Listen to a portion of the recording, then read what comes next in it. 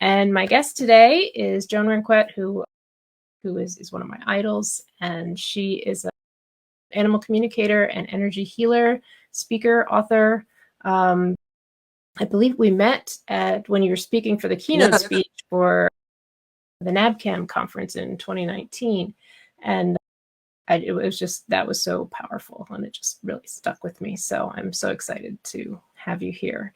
And today, well, did I cover everything in the bio? Is there anything you want to share about yourself for our community? Okay, and we are speaking today into two communities, the power of touch for animals and also the animal bodywork mastery. So we have an audience of both animal lovers and people who work professionally with animals. But I think this will be of interest to both of them. And yeah, so you just put out a new book, Emotional Freedom Technique for Animals, which is tapping. I don't know if you guys have done tapping for yourselves. Beautiful. Joan, do you want to tell us a little bit about the power of tapping? And I will get those images up if you want to show any images at any point. Sure.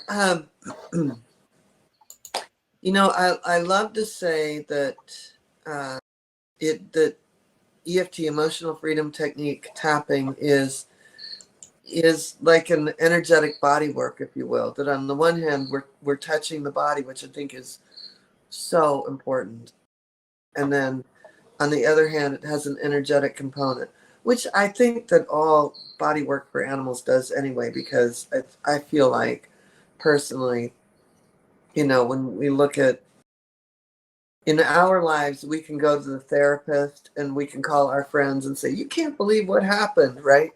But our animals don't have that form of expression. So body work in any form becomes so important for animals to be able to release emotions, stress, tension, trauma, and all of that. And what this does is it really goes in and targets the specific emotions. So EFT, Emotional Freedom Technique tapping, is tapping on acupressure points that are connected to meridians, and those meridians are connected to organ systems. And in Chinese medicine, they believe that the organ systems are connected to emotions.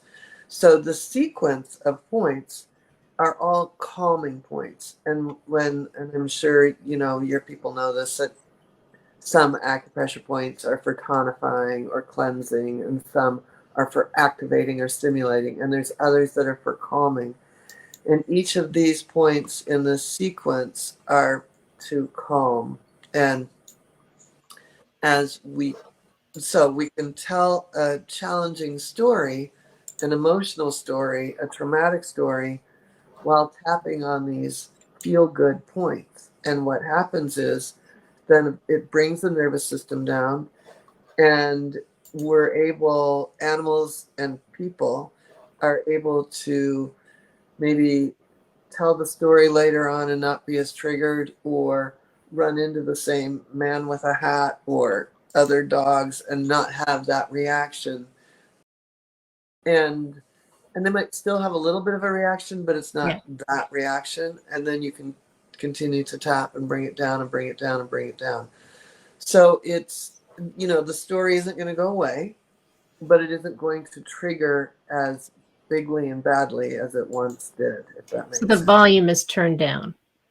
The volume is turned down. That's perfect. And the other thing about it is, when we think about the emotional things our animals are going through, we have a feeling about it, right? So if you take, let's take like the reactive dog. First of all, so the dog goes out, it sees another dog, it might and through animal communication, through years of animal communication, I've like slowed the movie down of when the dog gets reactive. And often it's not just fear, it's excitement. Like, we like other dogs, but you know what I mean? Yeah. So when you look at that, there's like maybe two emotions involved: exuberance for 1 second, and then fear, maybe panic. But for the human on the end of the leash, we have fear, panic, frustration, oh my God, I've done everything for this dog. We have Dread. dread, Dread. dread, embarrassment. So we have a whole, we go through a whole six pack, if you will, Yeah. of emotions.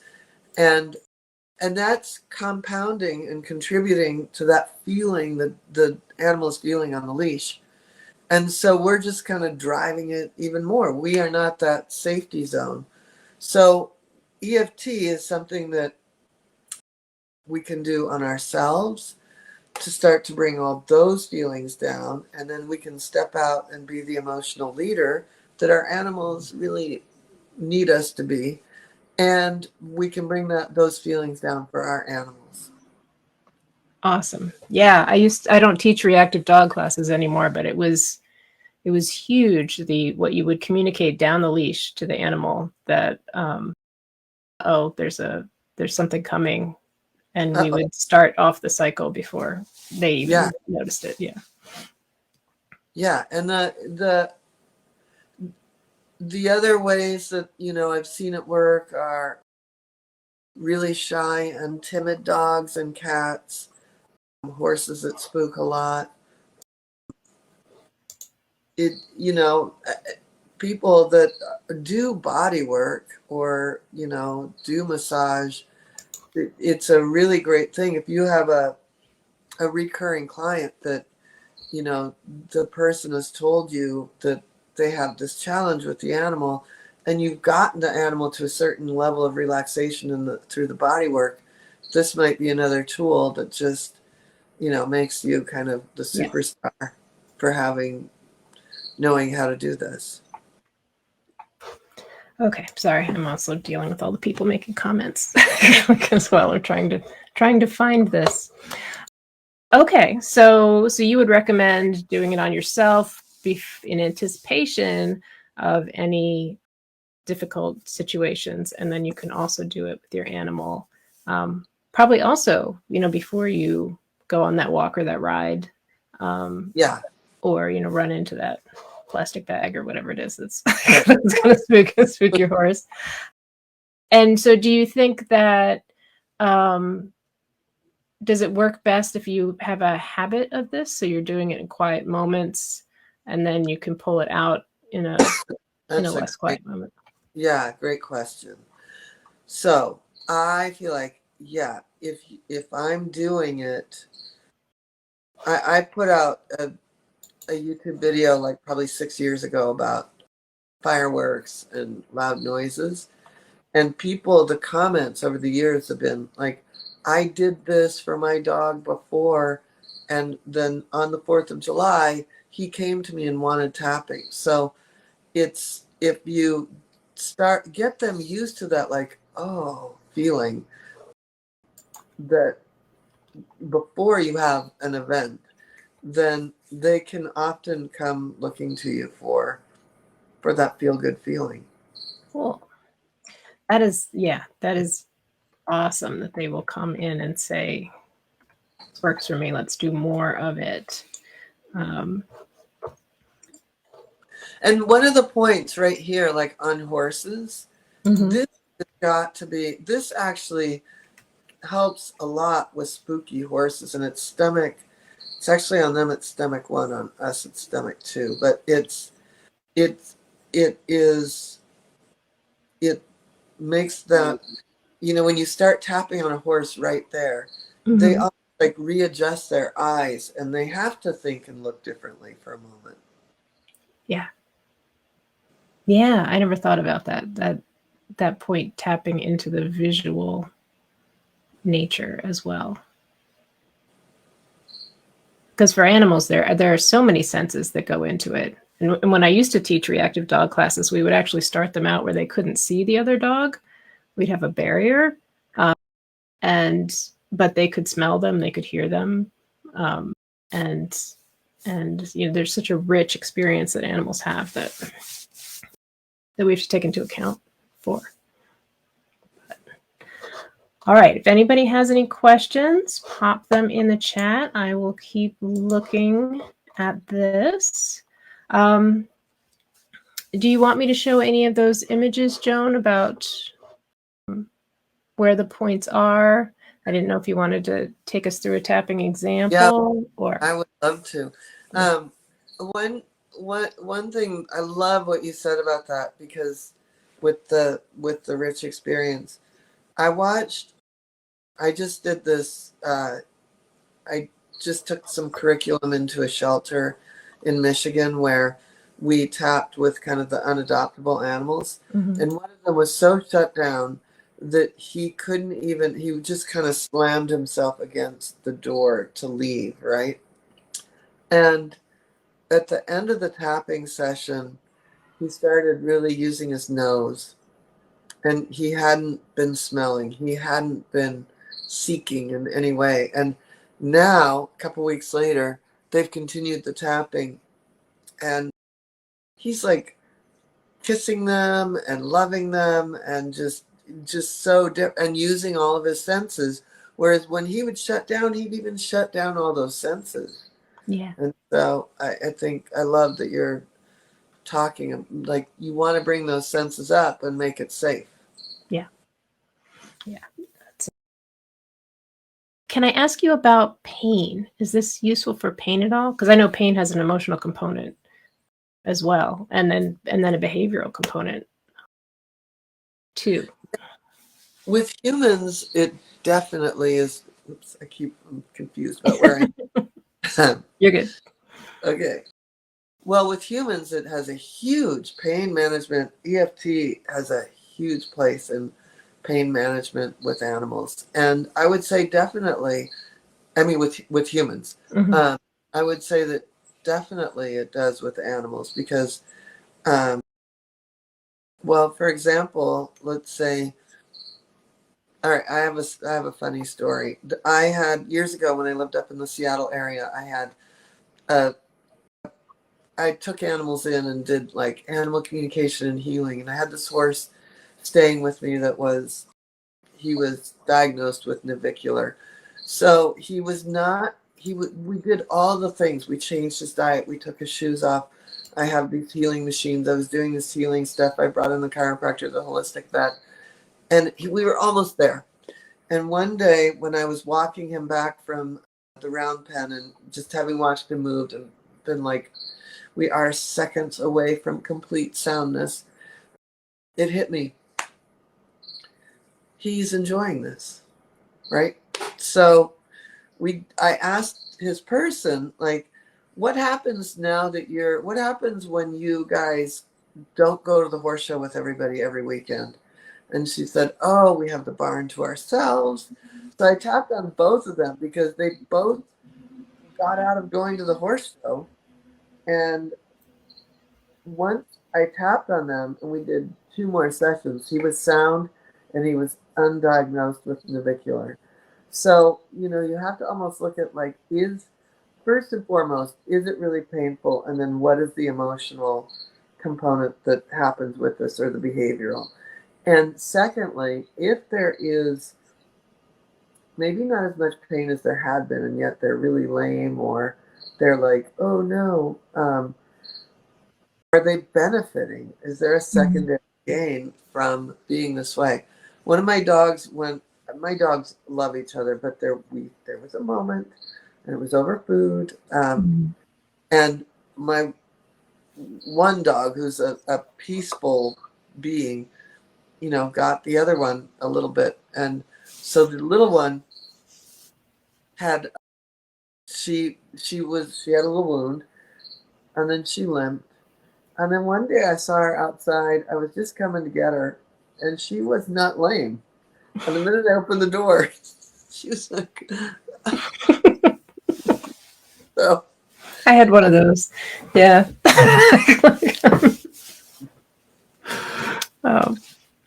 Yeah. And then get a lot of mileage out of it, right? Yeah. Yeah. But sometimes they just need a break. And yeah. That's a way to get a break.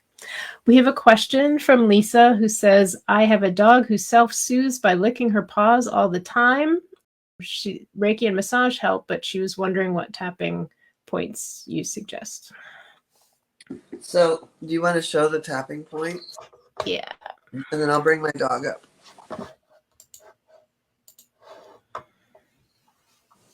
So those are the tapping points in the sequence. So it's like bladder 1, if you know acupressure, triple heater 23. Stomach 1 is that number 3. And so I'll bring my dog up because I think that would be Okay. a good demo. Hey, Penelope, come here. We got to go to work.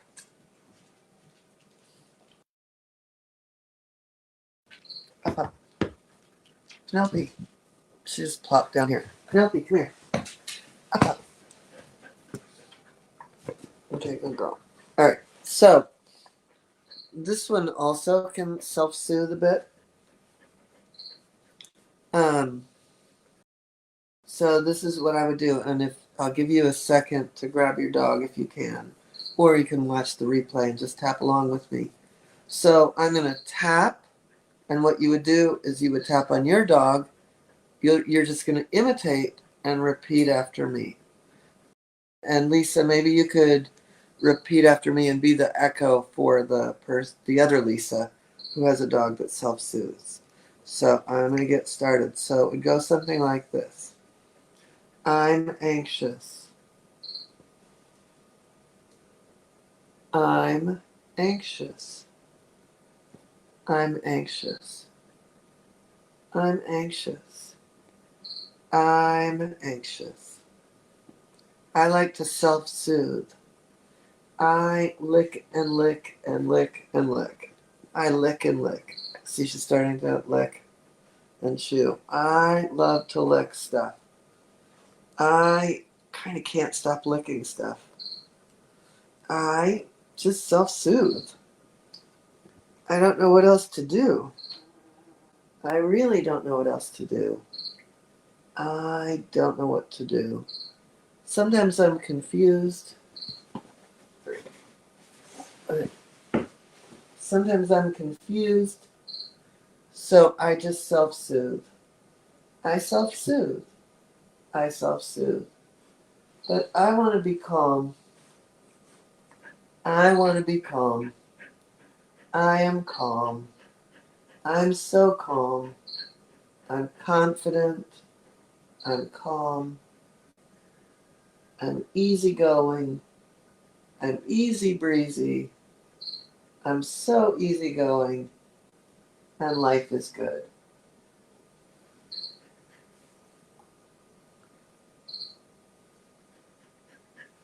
So that might be a really simple way that you could tap. And then, of course, I always love to do like a little bladder sweep and get everybody calmed down. So did that help? Thank you. So I'm just showing some of the bladder meridian points there for people. And so just to kind of recap and describe what's going on. So it's as you're tapping these points, you're evoking the emotion, the current emotion. Get that out of the way. Yeah. So yeah, and just so you know, she passed gas. It's always a good sign if people don't know. Yeah, so you know, in the new age world, people are like, oh, that was a big breath. People are always like, oh, I don't want to talk about negative emotions. But I say there's no such thing as a negative emotion. We simply have emotions. And we, if we can express them, then they lose their charge. So if we can express that, like, I'm nervous, I have anxiety, I lick, and then we move it to like, yeah, I want to do something else now. So you're going through the current situation, and then you're going to what I like to call the outcome.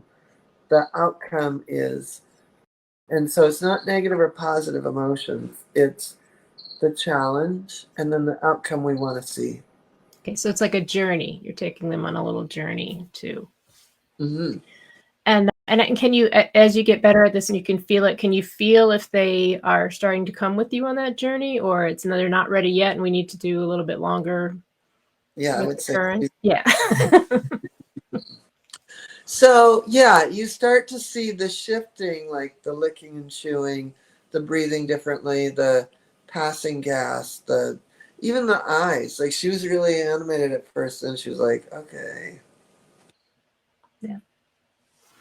Yeah. And I guess if they are not in the mood to have themselves tapped on, you can do it on yourself as a intermediary. Is that? You can do it on yourself. You can do it on another animal in the household as the surrogate. Some people use stuffed animals. Okay.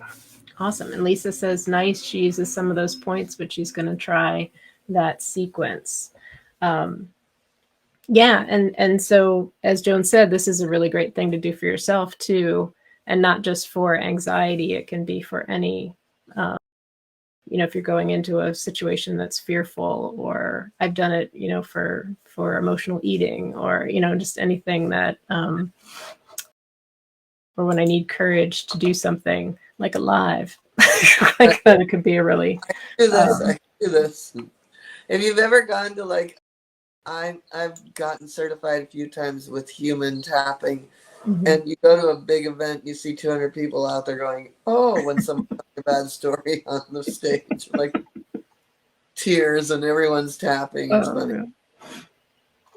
One thing too is the grief is a great one. Like I have now I have 4. I don't even ask me how, but I used to only have 3, and at one point I only had 2 horses, and so right before COVID, I brought in a new horse, and we had lost a really beloved horse in 2015. So, here it is, 2020, I'm bringing in another horse. And my 2 horses just did not like him. They did not like him. And I was like, oh my God, I don't know what to do. And I really had, I needed them to be a herd. So one night I was driving home, and I heard this song that reminded me of the horse that had died, and I thought, ah, they're still grieving him. So the next morning I tapped on Anya about how sad she was, and that she didn't realize that grief was still there, like I'm still grieving, I'm still grieving, I'm still grieving. Who is this stupid guy? Why is he here? And just all those things. And then I got it to, well, he is kind of cute.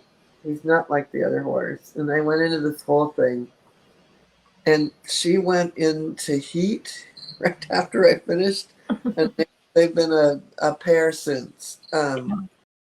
So, grief is something that we forget can underlie a lot of the behaviors we see with newer animals. I had a tough client yesterday that is a pit bull who was in pain, and he actually kind of went for my throat during the session with no warning. That's because he wasn't trying to kill me or I'd be dead, but No. But he wanted me to go away, so I did. So we're going to work more on getting his pain under control before we introduce more touch stuff, and I'll teach Dad how to massage and get some rehab on board for that poor guy, because he's a sweet dude. But they have to communicate somehow, right? So Absolutely. And pain is, I mean, at least humans can say, I just don't want to do this anymore, right? Like when they're at the end, and they may not mean that. They may just be, surrendering to the pain in that moment, and then the next day they might feel better. But the form of expression starts to kind of release it, eases it. At times, sometimes the pain is still there. But yeah, there's no other way for an animal to share that. yeah. He's a cute little guy. Okay, any questions, folks? While we have it, I'm going to show some of these other points for different animals. So there it is on a cat. And here it is on a horse. And are these images from the book, Joan? Yes. Okay. That's my horse, Anya, the one I was talking about. And the other one was my cat, Buster Keaton. He's good. Hey, Yeah. There's Buster Keaton. Yeah. And there it is on a person. You want to do it on yourself. So go ahead. I was going to say I could share a lot of the ways that it helps. I mean, for one thing, it really helps with grief. I mean, it's so powerful. And again, we're not going to, grief is such a funny thing because it's so painful. We want out from under it on the one hand. But on the other hand, it kind of keeps us connected with that animal, so we don't want to let it go. And then, but once we move through the most painful parts of grief, we recognize, oh, I'm still connected with that animal. So it's a great way to kind of bring down the most painful part and maybe work through the guilt, and then the connection is that much more available to the animal. The other way is performance, whether it's dog shows, horse shows, agility. It could even be therapeutic riding horses. I've done a lot of tapping on those horses because they take on the world. Dogs. So performance comes under a lot of things. And I've worked with, my neighbor has animals that are in the movies. So I've worked with some of those. Yeah, so it can sort of help them enjoy their jobs, right? Because we don't want them to just tolerate what they have to do. We want them to, really enjoy. Yeah. Especially when you look at like the horses that would go into therapeutic riding centers. They've got somewhat of a pleaser personality. They love their job. They're dedicated. They have a good work ethic. So when they start shutting down, it's usually because they can't help, or there's one that they haven't gotten through to one person, or, there's a lot of things. And preventing them, doing this almost as a preventative, as mental health for them, because they take on so much, is really powerful. Yeah.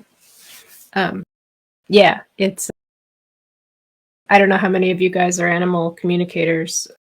Joan's a great one. I have a small talent in it, but the amount of emotion, and especially grief, just the waves of grief that can come off an animal are just amazing. And I don't know, why we think that would be any less than the way we experience it, but it can be a profound. They're not every animal, right? So my Dargo is kind of like, I'm a little sad and now I'm good. And I think maybe he has access to his friends still, and so doesn't, feel the emptiness, or maybe he's shallow. It could go either way. But he doesn't, he feels the loss differently than I do. But then other dogs are don't eat, don't want to do anything. So this is a way that we can help them. And cats are funny too. I mean, like, we lost the matriarch cat in March here, and she had given birth to kittens when I lived outside of Seattle. And so the kittens are now 14, and so to lose their mom at 13 and a half was, on the one hand, the one guy seems fine. They kind of go through waves. One is sad and the other one's not grooming herself, and then they're all fine, but then it cycles too, Yeah, just like us. Can seem to be going better, and then we're back in it again, and that's just an unfortunate part of the human condition. Maybe someday I won't feel it's unfortunate, but at the moment I'm still I'm still not feeling all that awesome about grief. No, it sucks. Okay. Well, I'm not seeing any questions come. Is there anything else you want to tell us about this? Yeah, one of the things that I wanted to share about in the book, and because you asked, are you an animal communicator? Like, so how I do a session is usually I would do an animal communication session, find out what's going on for the animal, ask the person a few questions about what's going on with them. I would usually tap with the human and then tap with the animal.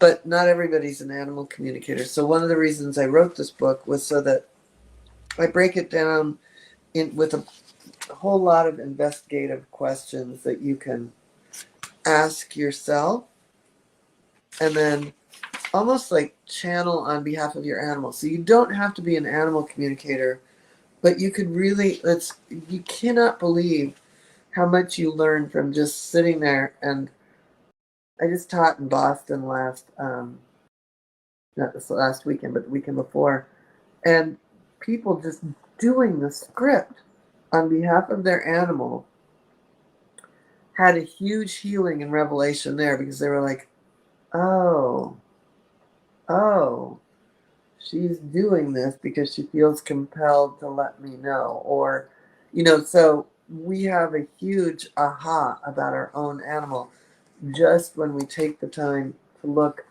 from their perspective as opposed to our perspective.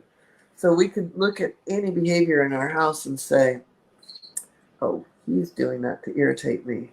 When the truth is, he's doing it for his own reasons, and we get irritated. But if we look at it completely from their perspective, we have a fresh perspective. Like even barking. I tell a story in here that when I was working on my second book, my dogs were barking incessantly at the window. And so I decided that I would just sit and bark with them. So I sat at the window and barked. They would erupt into barking and I'd bark with them. They looked at me like, you're crazy. And I'm like, that might be, but we're going to bark. So what happened was I recognized how fun it is. Mm-hmm. They're not doing it for anything. I mean, like, hey, there's something over there. And if I'm not getting out of my chair and going, well, what is it? They're going to keep barking until they get something. What I learned was now I can just say thank you. And they stop Mm-hmm. barking like that because they just wanted acknowledgement for what they're doing. And when we look at it just from that standpoint, like there's something out there, this is really fun. It's a game changer. And as stupid as that sounds, it I have control of barking in my house at any time. Just doing that once, 10 years ago. Mm-hmm. Let me just check and see if we have any questions. Don't see anything new.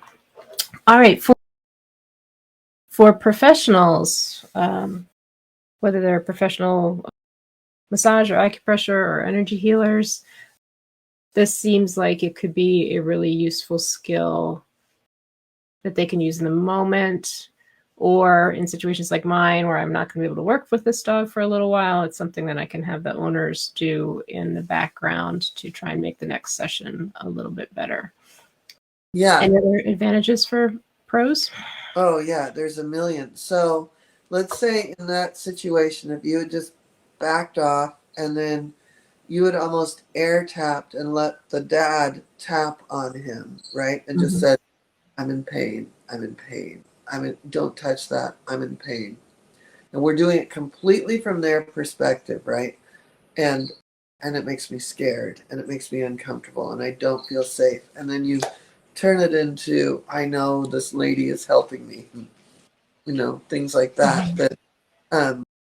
That in the moment could bring everything down. And for other professionals, I mean, there's so many ways it could help. I have a lot of body workers come through my classes and a lot of, groomers, massage therapists, vet techs, veterinarians, because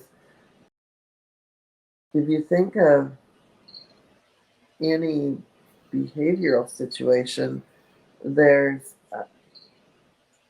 usually an emotional, I mean, there's always an emotional, historic, or physical reason for a new behavior, or even like the person that asked about the incessant licking. So when you start getting to the core of something, you're going to go that much deeper with the energy and the healing work. All right. You and I did it as a call and response. If you are just alone with an animal, or if you have the owner doing it, is it important to have to speak the animal's part, or can that just be silent? That can definitely be silent. What I love is, so for the person to also get involved, right? Okay. Yeah. So if the owner's doing it, or even if the owner's in a room, it would be good to have them voice the animal's feelings. Okay. Definitely. Awesome. And do you teach this in your energy healing for animals class that's coming up? I do. I teach it. I have a digital version. I have an in-person version every spring. I have little one days all over the country in the next year, and then I have twice a year I do energy healing for animals. Okay. And I will drop a link to that later too. And that's a NABChem approved course for pros that need CE as well. I have, in my experience, the skill of the practitioner that does tapping with me is key, because I have some people that and sometimes if I do it along with recording, it's just not the same as doing it with somebody who really, really, really knows what they're doing. Yeah. Much more powerful. So, well, it's wherever two or more are gathered. yeah. It's like it's that power of two of us are really going to get in there and move this energy. That is amazing. Yeah. Um, yeah. And animals count for that too, right? Yeah, my dog is still passed out. Hey, Penelope, don't wake up. Awesome. Yeah. So that's a nice demonstration of the power of this technique.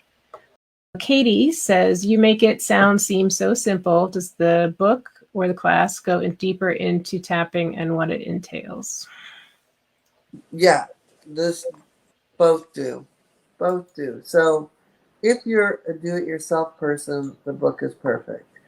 If you're someone that wants a lot of hands-on, then my classes are great, because in the energy healing for animals class, we go very deep into it with specific, behavior, illnesses, trauma, and then we do another technique called the scalar wave, which really cellularly heals from the inside out. So we have lots of ways of healing, but I will say that you also get homework partners, and so you're in it, right?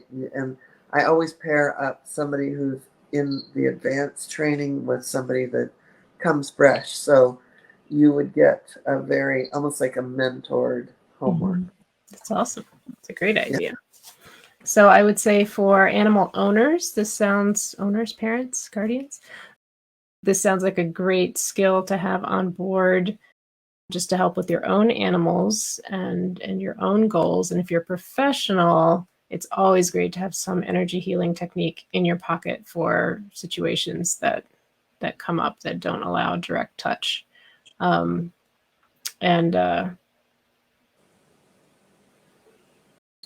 wish I had it yesterday.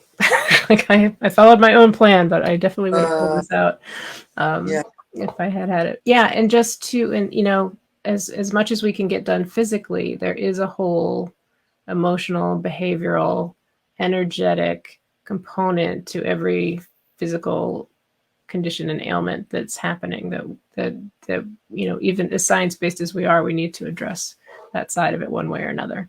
And it sounds like this is a great thing to explore for that. And one last little check.